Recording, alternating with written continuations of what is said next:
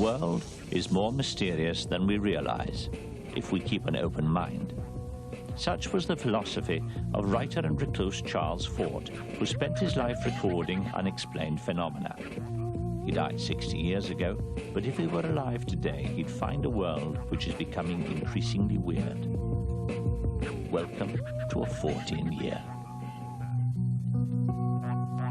January brought inexplicable pestilence. Her family and friends gathered at the gravesite to bury Gloria Ramirez, 2 months after she died.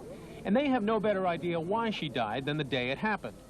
She was brought by ambulance one night to Riverside General Hospital with difficulty breathing. While drawing blood, her attendant smelled an odor and saw crystals in the blood. Within moments, 6 doctors and nurses became ill. The emergency room was evacuated and the hazardous materials squad called in. One of the affected doctors was Julie Gorchinsky, who spent weeks in the hospital. After she was released, she developed pain in her knees. Her doctors learned that her bones were dying. Her family and friends say Gloria Ramirez has been portrayed as something out of science fiction. But an autopsy conducted by a team of doctors in hazardous materials suits produced no quick answers. Neither did a private autopsy by the family. It could have been the body. It could have been a source coming out of the drain. And it could be something they may never find. Neither could medical science explain the case of racehorse trainer Vic Rail, in perfect health until struck down by a mystery virus. It's been revealed that Brisbane racehorse trainer Vic Rail died of the same mystery disease that killed 14 horses. A post-mortem has discounted earlier suggestions that Mr. Rail died of Legionnaire's disease. The same virus which killed the horses also killed Mr. Rail. In Britain, medics stood helpless in horror as a flesh-eating bug stalked the land. As more gruesome details of the killer bug emerged, it would be easy to think we're on the point of an epidemic. But just how worried should we be? Terry Bowden died less than 36 hours after the first signs of illness. He'd had no contact with any of the other cases, no recent injuries, and he was only 39. It seems it can happen to anyone.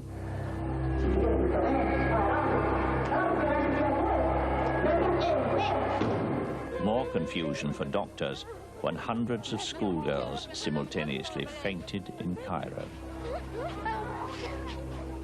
The epidemic quickly spread throughout the Nile Delta. We received about 55 cases of female students in preliminary schools. We examined them. There is no any abnormal findings in their vital signs. Yet there were also bizarre cures to match the rash of outlandish epidemics. A British soldier was exploring mountains in Borneo. He fell and gashed his hand.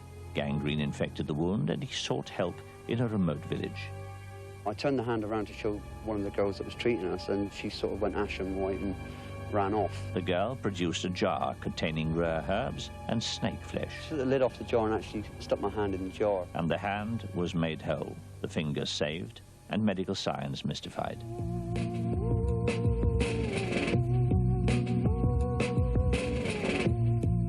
February was a month of weird attractions. Italian Rita Cotolo proved that personal magnetism can involve more than just charisma.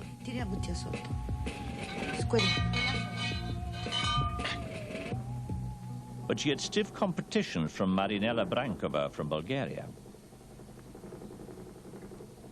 and a Russian ballet dancer, and a Russian military officer, and a mini-magnetic 5-year-old Pole. Meanwhile, in Korea, in similar defiance of gravity, cans, coke, and cars crawled uphill.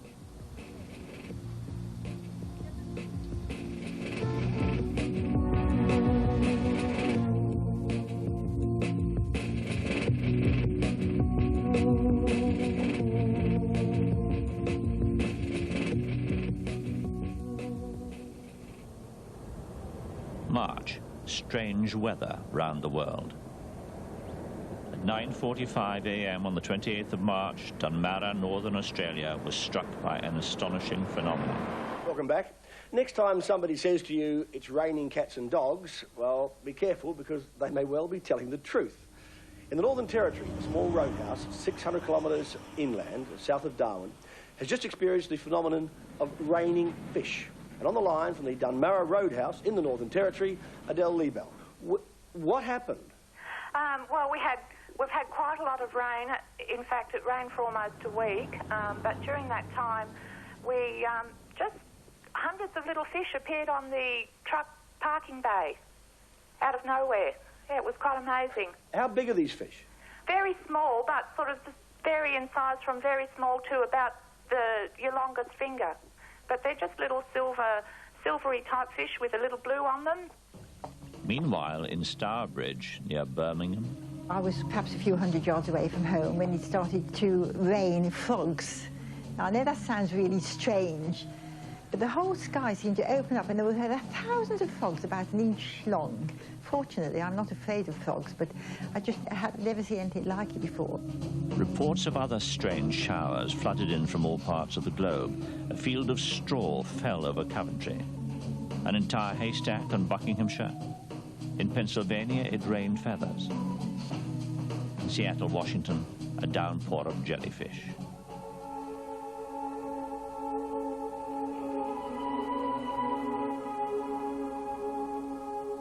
April has been called the cruelest month, and in Lincoln on Good Friday, the marks of the crucifixion spontaneously appeared on the body of Heather Woods. It just started as a little blister, but then the next day, another blister appeared here. He trusted in the Lord. As she assisted her bishop at the Good Friday service, her wounds were clearly visible. By his wounds we have been healed. The skin is broken underneath, but it doesn't look normally as if it would bleed, but it does actually weep. It just comes up through the skin. On 2 occasions, Heather has also developed a cross on her forehead. Her GP, Dr. S.K. Banja, examined the wounds and was sufficiently convinced to write this open letter. I believe that there were some spontaneous lesions of hands and feet and side and can offer no medical explanation for their appearance.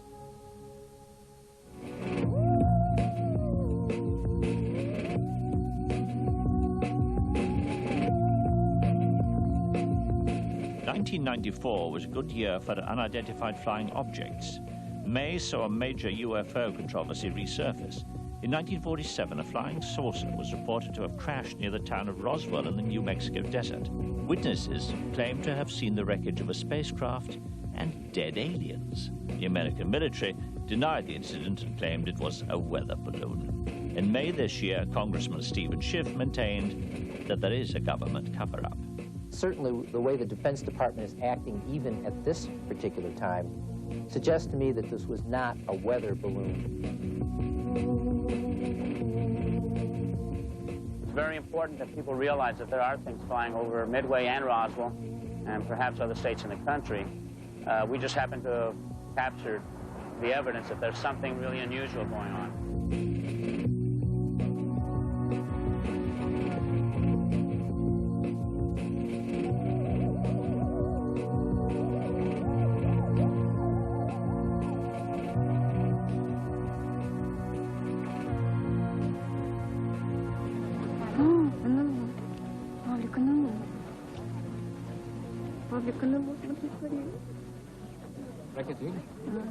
And closer to home, in Swindon, Wiltshire. This alien craft was filmed hovering over Pinehurst. Air traffic controllers at nearby RAF Lynham admitted the mystery vessel did appear on their radar screens.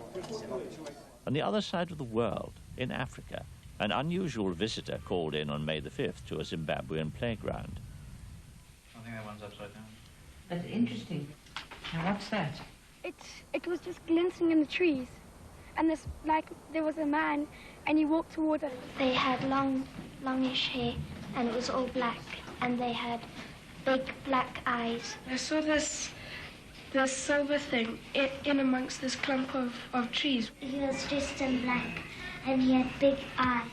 They went 1 meter up from the ground, and then they just disappeared.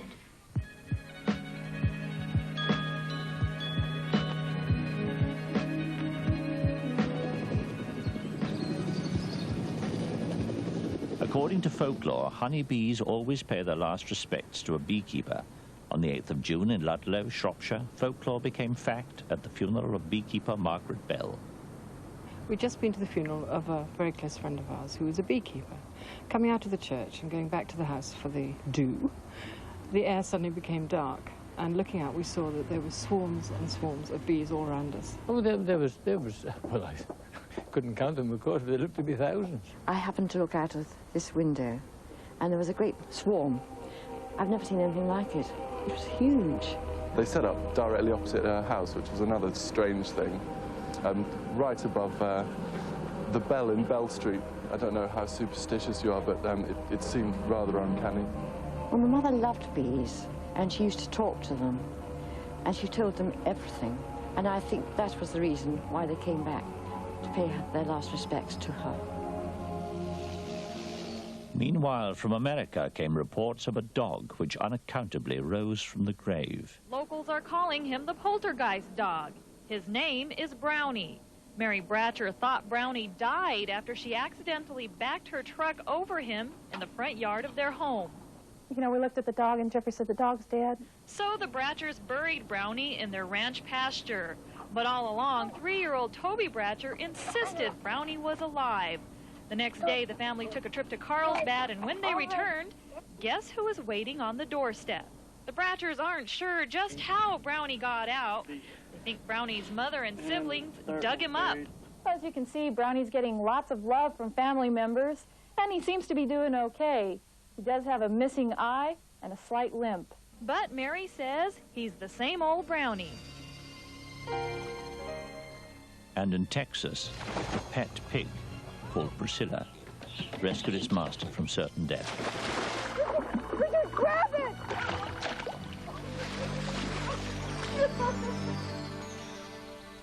Loyal pets have often been celebrated for their navigational skills. This year, a Japanese dog washed away by tidal waves scampered back home a year later. An Alsatian sold to a new family walked 70 miles through 3 counties to be reunited with its former owner. Ironically, thousands of homing pigeons failed to get home. Some people blame this disaster on magnetic disturbances emanating from the planet Jupiter. One of the world's rarest pigeons was eaten by one of the world's rarest falcons. Also in '94, a dead seal was discovered 5,000 feet up a mountain. A 2-headed snake and a 2-headed turtle were discovered. Squirrels jet skied, terriers skateboarded, Labradors went diving, and they went water skiing. Rabbits, 4 feet tall, guarded a farm in Kansas. Gangs of monkeys aped cat burglars by preying on Hong Kong apartments in search of edible swag. The problem became so serious that the Hong Kong police formed special monkey squads. And in Nebraska, hundreds of goats took to fainting.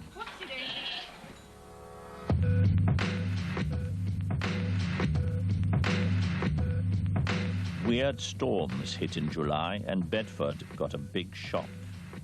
It was crackling. It was about 2 foot wide, and it came down just like this. My youngest son was upstairs playing with his friend, and they saw it too. It went through the ceiling, down the stairs, and then it disappeared. I've never seen lightning like it before. It just come, and it's gone again. Remarkable lightning hit Oxford. A shaft of light came through the window. It formed itself into a ball and went from the floor up towards the ceiling. When it got to about 5 to 6 foot, the ball exploded with a tremendous noise. Perhaps the most horrific bolt from the blue struck Fulham Market in Norfolk. We were sitting in our front room. I noticed a ball roughly about the size of a football. It was reddish, bluish. It seemed to bounce and hit the telephone pole opposite my home. There was a terrific explosion. All the lights went, everything went. Inside of our roof was completely burnt. All the rafters was burnt and everything. And yet from the outside and from our room, there doesn't seem to be any damage at all. But even though these lightning phenomena remain mysteries, scientists did discover something extraordinary erupting from the tops of thunderstorms. Everyone knows what a thunderstorm looks like, at least from the receiving end on Earth. Now scientists have been photographing thunderstorms from above. This unique film, taken from a jet fighter over Alaska, shows mysterious coloured lights flashing up to 50 miles above the thunderclouds. But stranger still are jets of gas seen leaping up into space above thunderstorms at 300 times the speed of sound. It's possible they could have been seen from the ground before and mistaken for UFOs. The oddest thing about August was that nothing weird happened. But some pretty bizarre scientific discoveries were made anyway. 6% of the Los Angeles smog is caused by smoke from cigarettes and barbecues. A giant 6-foot-tall bloom came into flower in Indonesia. According to an Israeli scientist, time travel is possible. An American scientist cooked up a diet for cows that stops their flatulence. And analysis of Egyptian mummies revealed traces of cannabis and cocaine. A mystery because cocaine originates in South America, a continent unknown to the ancient Egyptians.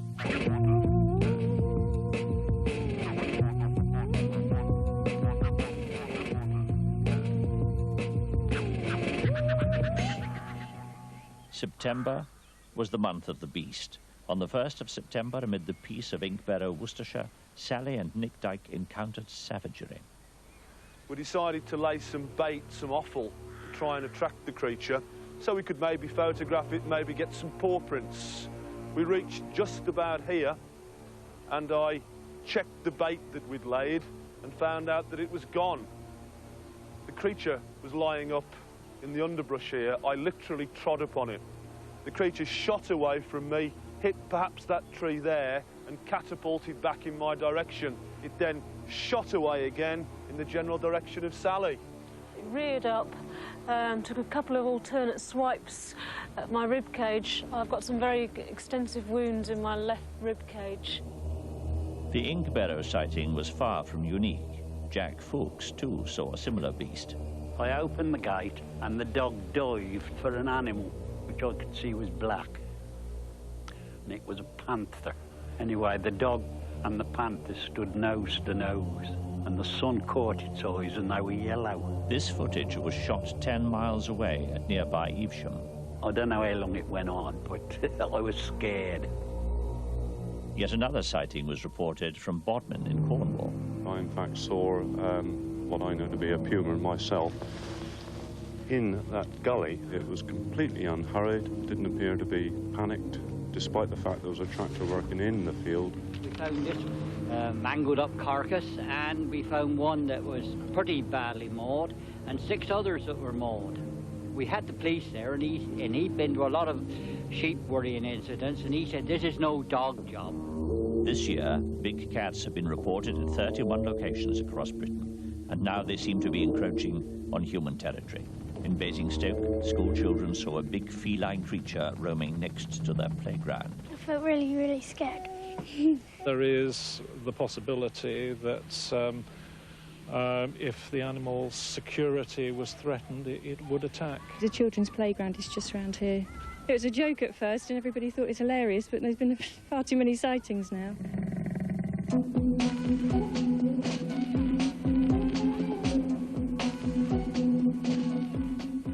October was the month when the Earth moved. In Tampa, Florida, a gigantic hole 180 feet deep opened up overnight. The cause of the hole is unknown.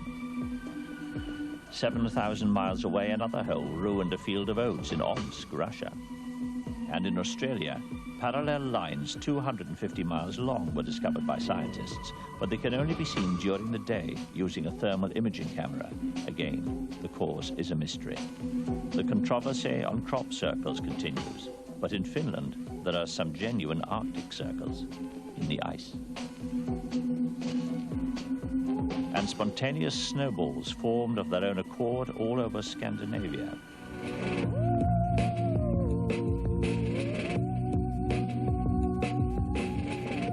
In November, there was a spate of ghostly disturbances. Louth Market, near Grimsby. The first thing we notice is the smell beforehand.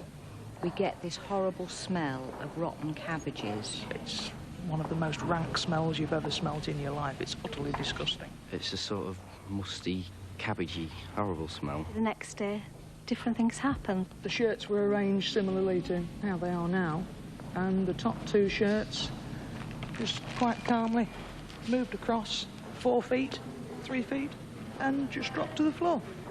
It's one of the weirdest things I've ever seen. Frying pans flying off the shelf and shirts flying about. We had a door slamming. The most recent thing I saw was I was doing a stock check of bedding at the end of the store, and a swing bin top flew past me horizontally and then dropped in front of me. I don't feel it's spooky. It's more as though it's mischievous, but none of us are frightened. Poltergeists also got into the Public Relations Act this year, targeting celebrities such as Leeds United player Gary Speed, who says it blows lots of light bulbs and switches on the kettle. London Weekend's television studios and Parkhurst Prison both suffered security breaches from beyond. In Belgium, one poltergeist even tidied up a house.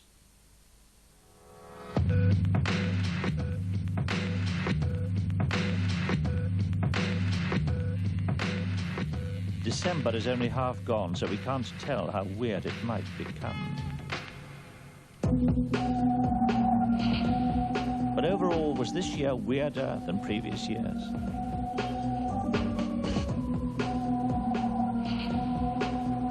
Animals grew more aggressive, and there was a steep rise in the incidences of sheep attacking people in New Zealand. Lightning strikes on people were up, but strange things falling from the sky were down. Spooks and apparitions were also up. Poltergeist sightings almost doubled in Britain. UFO sightings rose slightly, but abductions by aliens grew to such freakish proportions that William Hill recently offered surprisingly low odds of only 5,000 to 1 on aliens abducting President Bill Clinton. But some people knew that already. Premonitions man Gordon Michael Scallion from California predicted the Los Angeles earthquake on January the 17th, 1994. Prophet Chris Robinson of Leighton Buzzard correctly predicted the crash of flight US Air 427 in Pennsylvania on the 8th of September. And 4 days before the ferry Estonia sank in the Baltic, the Daily Telegraph crossword solution carried some chilling clues to its fate. But what will next year bring? Nostradamus tells us that on the 5th of January 1995, drunken riots will break out in Paris. Switzerland's financial establishment will be ruined by scandal. Cardinal Hume will be Pope. And Mrs. Thatcher will be re-elected as leader of the opposition. Can anybody